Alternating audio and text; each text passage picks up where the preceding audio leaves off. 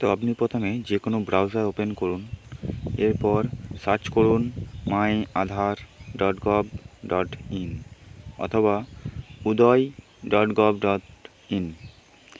এরপর এরকম ধরনের আপনার কাছে একটা হোম পেজ খুলবে, ওয়েলকাম মাই আধার। তো এরপর আপনি লগ ইনের উপরে ক্লিক করুন। লগ ইনের উপরে ক্লিক করার পর আপনি যার অ্যাড্রেস চেঞ্জ করবেন তার আধার কার্ড নাম্বারটা দিন, আর তার নিচেতে যে ক্যাপচার কোডটি আছে সেই কোডটি দেবেন। আর একটা জিনিস মনে রাখবেন, এখানে আপনার আধার কার্ডে মোবাইল নাম্বার যুক্ত থাকা বাধ্যতামূলক। এরপর লগ ইনের উপরে ক্লিক করুন। লগ ইনের উপরে ক্লিক করার পর আপনার রেজিস্টার ফোন নাম্বারে 6 সংখ্যার ওটিপি যাবে। সেই ওটিপিটা এইখানে দেওয়ার পর আবার লগ ইনের উপরে প্রেস করুন। আরেকটা জিনিস, এখানে আপনি কোনো ফর্ম বাড়ি থেকে স্ক্যান বা কিছু করে নিয়ে আসবে না, আপনি মোবাইল থেকে স্ক্যান করবেন, বা আপনার যদি স্ক্যানার থাকে তাহলে সেখান থেকে স্ক্যান করবেন।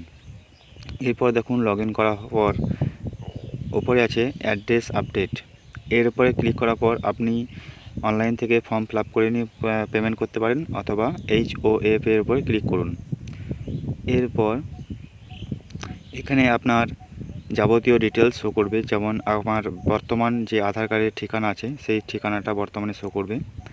এরপর আপনি HOF এর যে আধার কার্ডটা দেবেন হেড অফ দ্য ফ্যামিলি, তার আধার কার্ড নাম্বারটা জায়গা আছে সেখানে দিন। দেওয়ার পর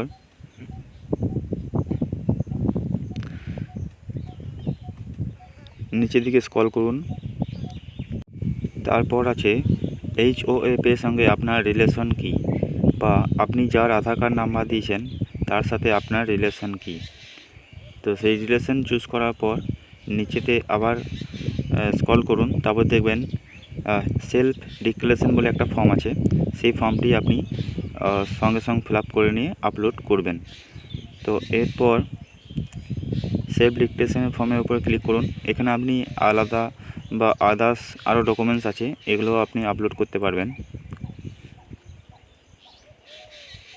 আপনি প্রিন্ট আউট করে নিয়ে আপলোড করবেন, আপনাকে কোথাও যেতে হবে না, না পঞ্চায়েত না অন্য কোনো কারো কাছে সিগনেচার বা স্ট্যাম্প করে নিয়ে আসতে হবে, কিছু করার দরকার নেই। আপনি HOF এর দ্বারা সমস্ত অ্যাড্রেস চেঞ্জ করতে পারবেন আধার কার্ডে।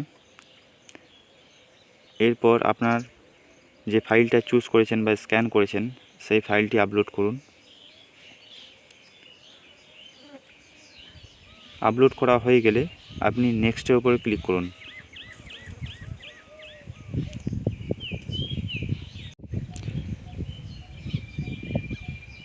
আর একটা জিনিস দেখে নেন যে আপনার যে ফিল আপ করার ডকুমেন্টসগুলো সব ঠিকঠাক আছে কি নেই। তারপর নেক্সট করুন।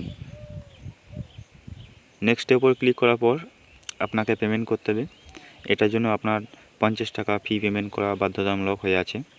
তো আপনার পেমেন্ট সাকসেস করার জন্য আপনার পেটিএম, UPI বা কার্ডের মধ্যে যে কোনো একটা চুজ করতে পারবেন।